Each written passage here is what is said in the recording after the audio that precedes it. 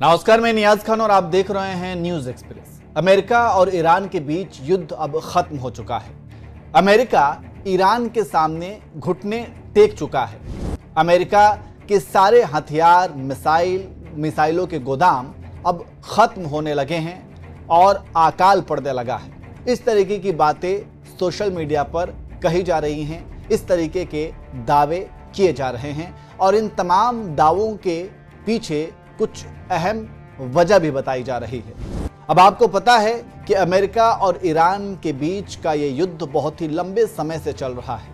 ये इस तरीके से है, एक कहावत कही जाती है गांव में, जो कि आपने देखा होगा कि बंदर जो होते हैं वो बंदर घुड़की लगाते हैं, यानी कि डराने की कोशिश करते हैं, और जब सामने वाला डर जाता है तो ऐसा लगता है कि वो उनके ऊपर हमला कर देंगे।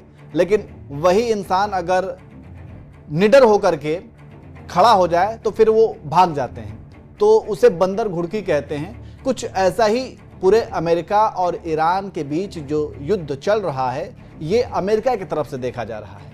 अमेरिका लगातार बंदर घुड़की लगाता है, ईरान को डराने की कोशिश करता है। वहीं ईरान जो है वो कहता है कि आ जाओ, मैं सामने खड़ा हूँ। ईरान भागता नहीं। फिर उसके बाद अमेरिका देखता है कि उसका पैतरा अब खाली चला गया, अब उसका पैतरा फेल हो गया, तो वो फिर से कुछ एक नया मनगढ़ंत चीज़ों को निकालता है। उसके बाद ये कहता है कि चूंकि ईरान डर चुका है, इस वजह से अब हम ऐसा नहीं करने वाले हैं। इस तरीके की दावे करता है। कुछ ऐसा ही अभी अमेरिका ने दावा किया है और डोनाल्ड ट्रंप ने ये कहा है कि मैंने इस्लामिक रिपब्लिक ऑफ ईरान में बहुत ज़रूरी एक्सकर्शन शुरू किया है। यह बहुत ज़रूरी एक्सकर्शन था क्योंकि उनके पास न्यूक्लियर वेपन नहीं हो सकता। मुझे लगता है यह युद्ध जल्द ही ख़त्म होने वाला है। मुझे नहीं लगता कि वो ज़्यादा समय तक टिक पाएंगे। अब ये कह रहे हैं कि मुझे नहीं लगता कि ईरान के पास परमाणु हथियार हो सकते हैं। इसके साथ साथ ट्रंप ये भी कह रहे हैं कि मुझे नहीं लगता कि ये ज़्यादा समय तक टिक पाएंगे। लेकिन अगर हकीकत देखी जाए तो ये काफ़ी लंबे समय से युद्ध लगातार चलता आ रहा है और ईरान किसी भी मोर्चे पर पीछे होता हुआ दिख नहीं रहा है। तो फिर ट्रंप का ये दावा कि मुझे नहीं लगता कि ईरान टिक पाएगा, ये तो सरासर एक मनगढ़ंत बातें लगती हैं। दूसरी बात ये कि ट्रंप ये कह रहे हैं कि परमाणु हथियार नहीं हो सकता है। अब आप लगातार ये बातें, जब ईरान में इस्लामिक रिवॉल्यूशन हुआ था 1979 में, तब से ही ईरान कह रहा है कि हमारे पास परमाणु हथियार नहीं है। लेकिन इजराइल हमेशा से ये कहता रहा कि परमाणु हथियार है या हासिल कर सकता है, और ये लगातार 30-35 सालों से ऐसे ही चल रहा है।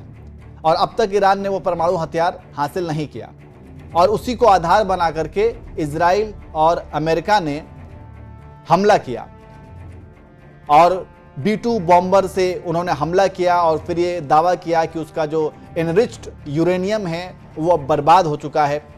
उसके बाद होने के बाद फिर से उन्होंने हमला किया। फिर 28 फरवरी को उन्होंने ऐसा हमला किया कि जो सुप्रीम लीडर थे आयतुल्लाह अली खामनेई, वो शहीद हो गए।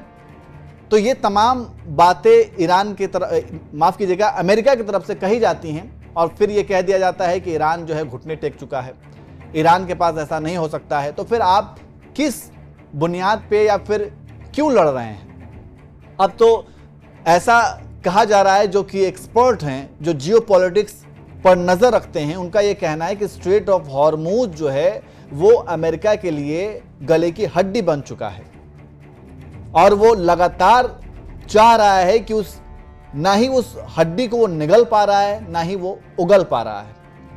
ईरान ने ऐसा पैंतरा खेला है कि अमेरिका बुरी तरीके से फंस चुका है और अमेरिका के पास अब युद्ध छोड़ने के अलावा कोई दूसरा विकल्प नहीं है। लेकिन अब छोड़ेगा तो जाहिर सी बात है, अमेरिका एक सुपर पावर है, उसकी जो छवि पूरी दुनिया में सुपर पावर की है वो धूमिल होगी। और उस छवि को बचाने के लिए अमेरिका हमेशा से ये कहता रहा है कि ईरान डर चुका है, ईरान अब समझौते की भीख मांग रहा है, ईरान अब युद्ध नहीं चाहता है। लेकिन जब तस्वीर देखी जाती है तो ईरान तो लगातार मिसाइलों से हमले कर रहा है, जवाबी हमले कर रहा है। अभी इजराइल पर भी उसने अटैक किया।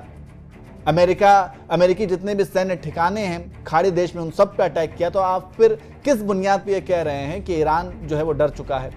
मतलब ये कि आप मनगढ़ंत बातें बता रहे हैं और अमेरिका खुद इस युद्ध से किसी भी तरीके से पीछे हटना चाहता है। उसे कोई बहाना चाहिए ताकि सांप भी मर जाए और लाठी भी ना टूटे। उनकी ये जो खोखली एक छवि बनी हुई है सुपर पावर की, वो भी बरकरार रहे और वो युद्ध से पीछे भी हट जाए। यही बात इजराइल को लेकर के है। जिस तरीके से इजराइल का भी एक हवा बनाया गया था कि आयरन डोम है, कोई भी मिसाइल उसको भेद नहीं सकता है, लेकिन ईरान ने किस तरीके से उन आयरन डोम की परखच्चे उड़ा दिए, ये पूरी दुनिया ने देखा। तो कुल मिलाकर के इसलिए जो जियोपॉलिटिक्स के जानकार हैं वो ये कह रहे हैं कि ईरान जीत चुका है और अमेरिका की बुरी तरीके से हार हुई है। अमेरिका ने ईरान के सामने सरेंडर कर दिया है। अमेरिका यानी कि ट्रंप ने घुटने टेक दिए हैं और उनके पास घुटने टेकने के अलावा, सरेंडर करने के अलावा कोई दूसरा विकल्प नहीं बचा है। आपको क्या लगता है? आप कमेंट करके जरूर बताएं।